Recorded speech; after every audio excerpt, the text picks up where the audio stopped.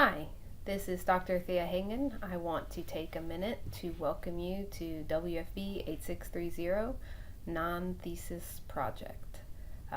So in this course I will be working to help you finish that non-thesis project, which is one of the requirements for the degree. So in this video, I'm going to introduce myself to you. For those of you who don't know me, many of you have probably taken at least one class with me, so I'll try to keep the introduction brief. And then go over the syllabus, which is probably what you're interested in. And at the end, I'll have some Canvas hints and tips, which you can skip if you've already taken a course with me. So quick introduction. I am up here at Clemson. I have been running this program, the Online Masters in Wildlife and Fisheries Biology program, since its inception, which is 1 year ago. I also worked, obviously, to get it on the ground. There's a lot of work that had to be done before. I worked part-time on that, and then full-time for the past year and a half. I also teach restoration ecology graduate seminar, this course, the non-thesis study, and then a new course, environmental ed course, this fall. I am originally from Florida. I got my master's and doctorate at University of Florida, working in ecology, basically interdisciplinary ecology, looking at restoration, focusing on that. I have 2 young kids here in Clemson. Aster, who is 4 now, she turned 4 in July, and my son Lawton, who will be 2 in October. They keep me very busy aside from work, but they're getting to be a lot of fun as they get a little out of the baby age and into the preschool toddler years. Alright, so I think that's enough about me. There will be an opportunity for you to introduce yourself here. You can obviously ask me any questions, but let's move on to the syllabus now. So this is the way your homepage looks for WFB 8630. It is the syllabus. Assignments for this class will be due Monday evening at midnight. So I like to set that up standard for all of my classes. My office on campus, 245 Lahotsky. I don't think any of you will be on campus. I try to be at my desk between these hours. If you do want to call, that's my office phone. I also have an email, probably the easiest way to reach me. And we can also set up a time to meet and talk. And I think for this class in particular, that might be necessary, particularly at the beginning here, for those of you who don't have a really clear idea of what you're going to do for your non-thesis project yet. So the idea behind this course, was to help you finish your projects, which I've already said.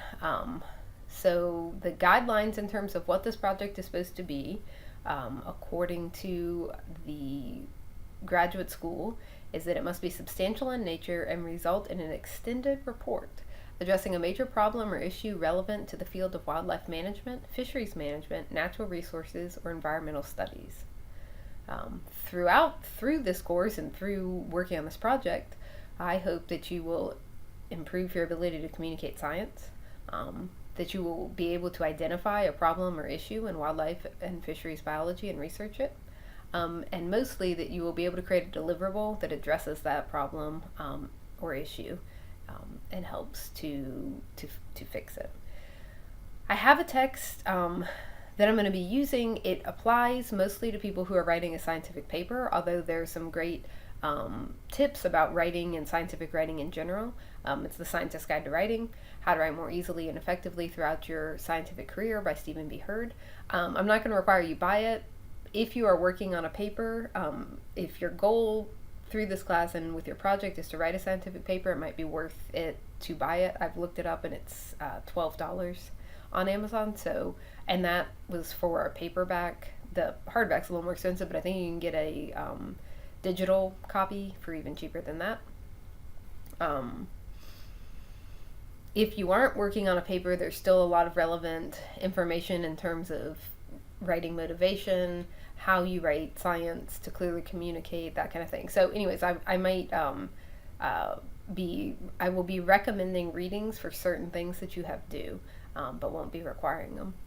So the topics we're going to cover, first thing you've got to do is identify your issue that you're going to address with this project. Then you'll write a proposal. This is a brief, not a full proposal. I think you've had to do some full proposals for some of your courses.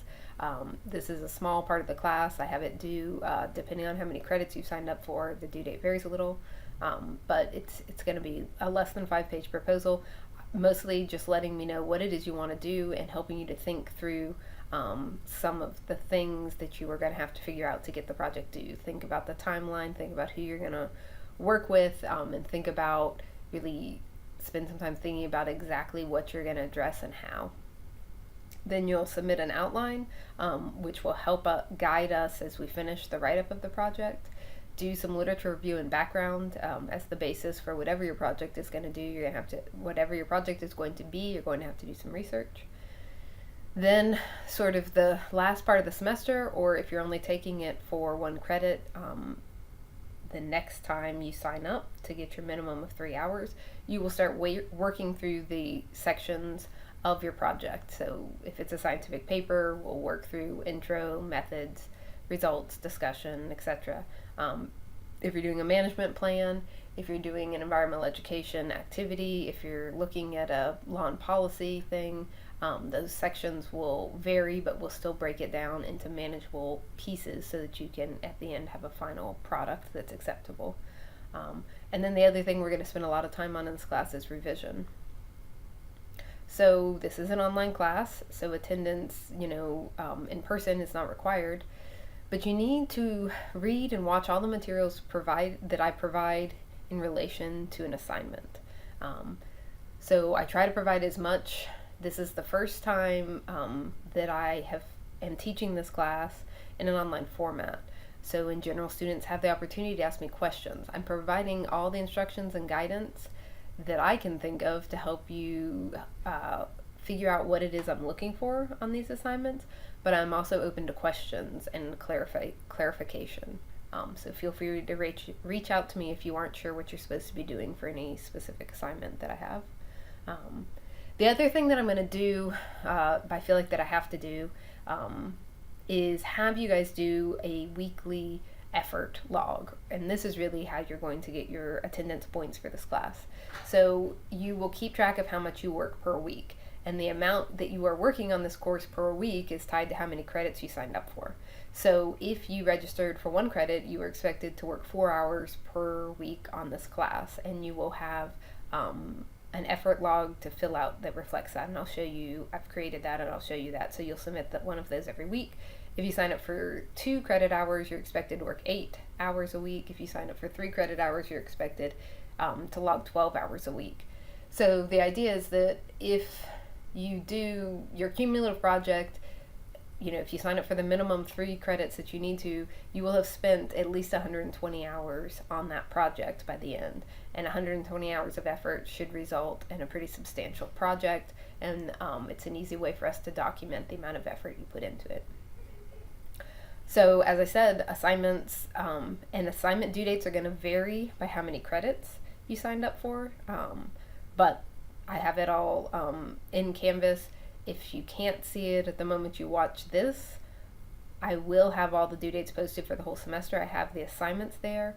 I'm kind of waiting for the add drop to settle down because it's a little time consuming to add students individually to each assignment.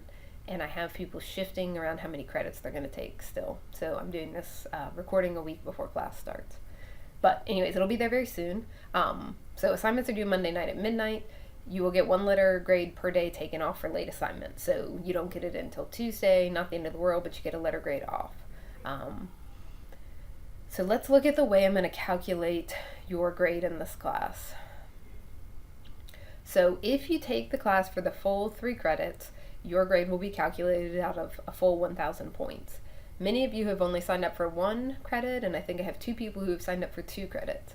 So the number of points your final grade will be taken out of will be different. So if you sign up for 1 credit, you will only be doing the first 4 assignments there, and so your grade will be calculated out of 334 possible points. Later, when you sign up for your remaining credit hours, we'll work on the later assignments to get those points.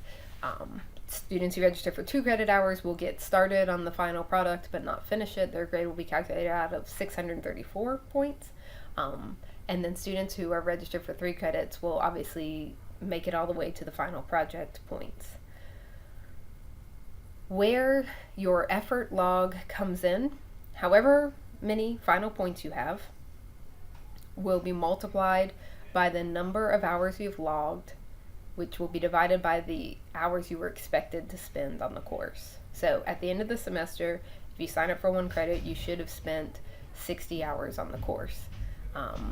I will take how many hours you actually logged, divide it by 60, and multiply that by your final points. And then because I've got the final point set to 1,000, it'll actually be divided by 100 to get your final grade. So I hope that's not too confusing, but it's a way for me to include this effort log, or how much work you put into it.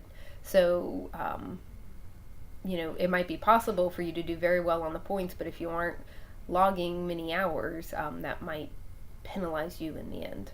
My guess is that to get a good product, you're going to have to spend at least as many hours as I'm asking you to. So if you sign up for 3 credits, you're going to need to log at least 180 hours throughout the semester. So that's how that's going to factor in. The last thing I want to mention here on the syllabus is these assignments. I will be critiquing them just like you are critiqued when you try to submit to any sort of journal, and I will be correcting them. I don't want you guys to take it personally or think that I'm trying to be mean. It's really the only way to improve writing.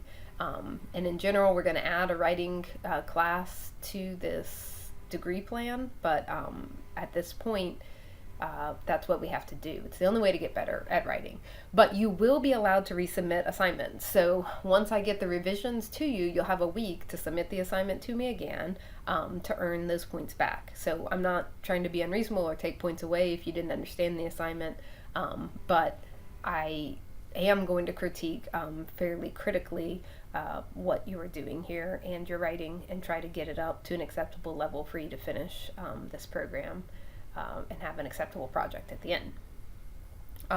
All information on the assignments is included in Canvas. And then we have here at the bottom the accessibility services, academic integrity, and non-discrimination statements.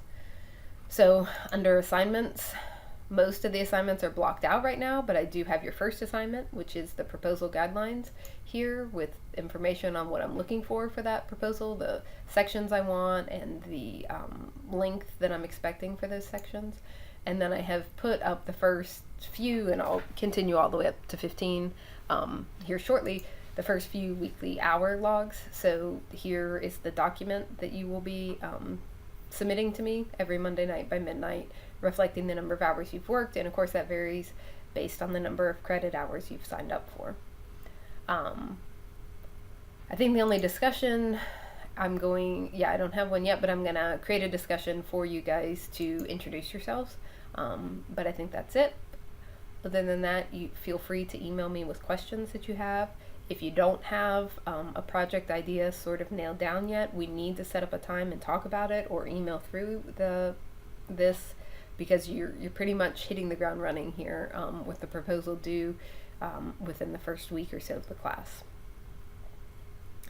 So some Canvas hints for those of you who haven't taken a class with me yet. First, you can get an app, a Canvas app, through the Google Play Store. It's free, or the iPhone equivalent. And that can be very helpful for using Canvas. The other thing is that you can go to Calendar and view it here. You can get a calendar feed log, copy that into whatever calendar you use, Google Calendar or iCalendar or Outlook, and that will help you to be able to view your due dates outside of Canvas on whatever calendar app you already use. And then the last hint is that you can go to accounts, notifications, and change how frequently you're getting notifications, because I know the default is to notify you for every little thing. All of these are the email addresses I have associated with this account. I've turned off a lot of notifications that aren't relevant to me. They probably are to you, due dates and announcements you would want for sure. You can also just get them sent to you daily or weekly instead of multiple times a day. So I encourage you to do that if it is bothering you, the number of emails you're getting from Canvas. I think that's all I have. Feel free to email me with questions or concerns. and I look forward to working with you guys to get these final projects. I think from students I've talked to, we have some really neat ideas, and I'm excited to help you guys finish this up and hope we can create some really meaningful and useful projects in this class. Thanks.